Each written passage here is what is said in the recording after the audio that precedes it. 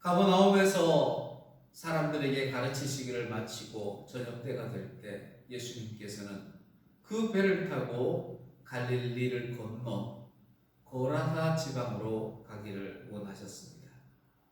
35절 말씀에 우리가 저편으로 건너가자 말씀하십니다. 예수님께서 하루 종일 가르치느라고 사역을 행하시느라고 피곤하셨다면 갈릴리를 건너갈 것이 아니라 가버나움 땅에서 그곳에 예수님이 거처도 있었기 때문에 그곳에서 편히 쉬셔야 할 겁니다. 그런데 예수님께서는 제자들을 향하여 굳이 이 갈릴리를 건너가서 저 건너편 고라사 지방으로 가자라고 하신 것은 특별한 목적이 있기 때문입니다. 우리가 잘 알고 있는 대로 갈릴리 바다의 저녁에는 산에서 내려오는 그 급한 바람이 있기 때문에 건너기도 수월합니다.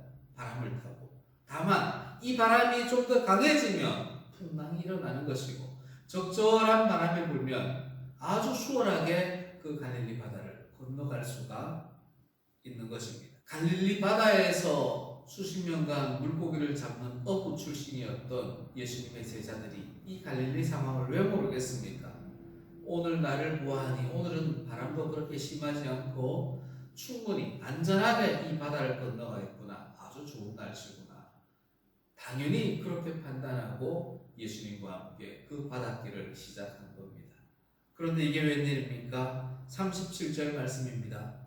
물결이 배에 부딪혀 들어와 배에 가득하게 됩니다. 전혀 생각지도 못했던 상황이 지금 이 배에 불어닥치고 있는 겁니다. 전문 어부 출신인 이들도 갈릴리 바다의 이 풍랑을 감당할 수가 없습니다. 제자들은 어찌할까를 몰라 두려워하고 있는 그 와중에 예수께서는 배의 저 고물에서 주무시고 계십니다. 예수님께서 주무시는 이유가 뭘까요? 피곤하셔서? 그렇지 않습니다. 요나와 같이 이 풍랑을 회피하기 위해서? 그것도 아닙니다.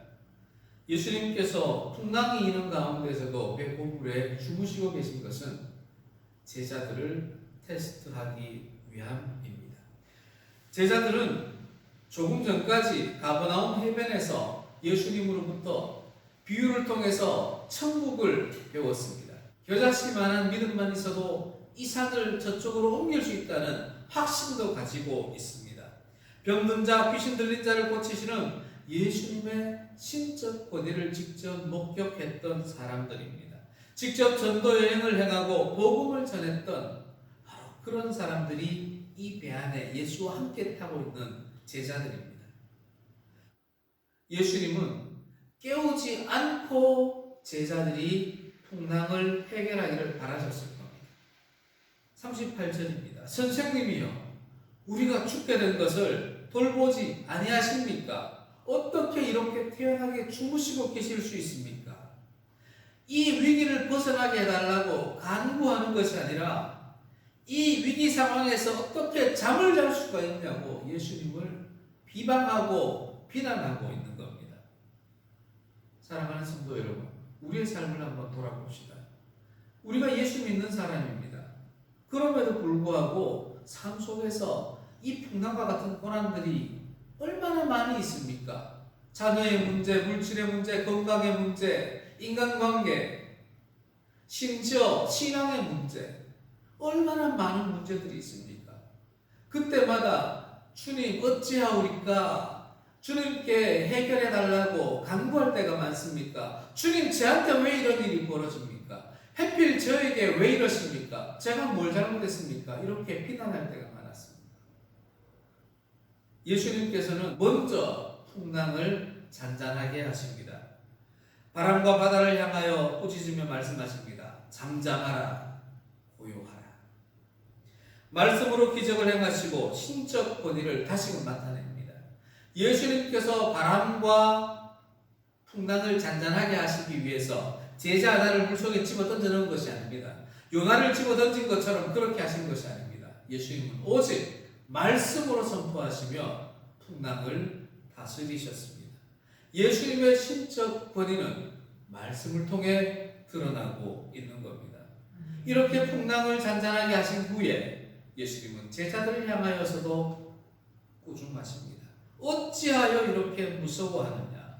너희가 어찌 믿음이 없느냐? 조금 전 가버나움 해변에서 하나님 나라에 대하여 겨자씨 같은 믿음만 있어도 어떤 일이 벌어지는지를 너희들에게 가르쳐 주었건만 너희들이 그때는 믿음이 있는 사람처럼 했더니 지금은 어찌하여 믿음이 없느냐? 라고 제자들을 향하여 꾸중하십니다. 제자들이 예수님을 깨울 수 있었던 것은 예수의 능력을 알기 때문이었습니다. 제자들이 예수님을 깨울 수 있었던 것은 예수님 옆에 있었기 때문에 예수님을 깨울 수가 있었습니다. 물론 포도주를 만들고 중풍병자를 고치고 나병 환자들을 고치고 신적 권위가 드러나는 모습들을 제자들은 보아왔습니다. 그렇다면 예수님은 이 풍랑도 해결할 수 있을 거야 믿음을 가졌다는 겁니다. 비록 나는 지금 어찌할 수 없지만 예수님은 이 풍랑을 해결할 수 있어 라는 능력을 믿었던 겁니다. 여러분은 어떻습니까? 여러분은 예수님의 능력을 믿으십니까? 아멘이죠. 당연히 믿죠. 치유의 능력, 회복의 능력, 풍랑을 잔잔하게 하는 능력, 십자가 구원의 능력이 예수님에게 있다는 것을 우리도 지금 알고 있습니다. 2000년 전에 제자들도 그것을 알았기에 예수님을 깨울 수가 있었습니다. 나중에 베드로가 조금 발전된 믿음의 모습을 보입니다. 예수께서 걸어오실 때 베드로가 저도 이 바다 위를 걸어도 되겠습니까? 걷기 시작합니다. 잠시 후에 빠져버렸지만 과거에 풍랑이 일었던 그 배를 기억하며 그 바다 위를 걸었던 베드로였습니다. 베드로와 요한은 예수님께서 부활 승천하신 다음에는 좀 더 큰 믿음을 보입니다. 성전 미문에 앉아있던 안진뱅이에게 나사렛 예수 그리스도의 이름으로 명하노니 일어나 걸으라 선포합니다. 그때 성전 미문의 그 거지 안진뱅이가 벌떡 일어나 걷게 됩니다. 만약에 베드로의 믿음이 이때도 정말 커서 나사렛 예수 그리스도의 이름으로 명하노니 바람아 잔잔하라 파도야 잔잔하라 라고 선포했다면 이루어지지 않았겠습니까? 사랑하는 성도 여러분, 예수님은 우리가 예수님을 깨우지 않고 이 풍랑을 해결하기를 원하십니다. 그것이 안 될 때는 최소한 예수님을 깨우기를 원하십니다. 예수님의 테스트는 그저 우리를 풍랑을 통해서 물에 빠져 죽게 하는 것이 아닙니다. 예수님의 테스트는 우리에게 구원을 베풀어 주시기 위한 테스트입니다. 우리가 믿음 생활을 할 때 우리 안에서 내주하고 계신 주님은 너무나 기뻐하십니다.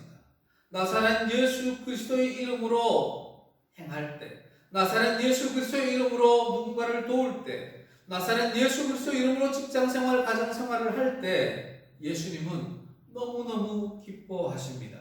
그러나 우리의 믿음이 연약할 때는 그러하지 못하지 않습니까?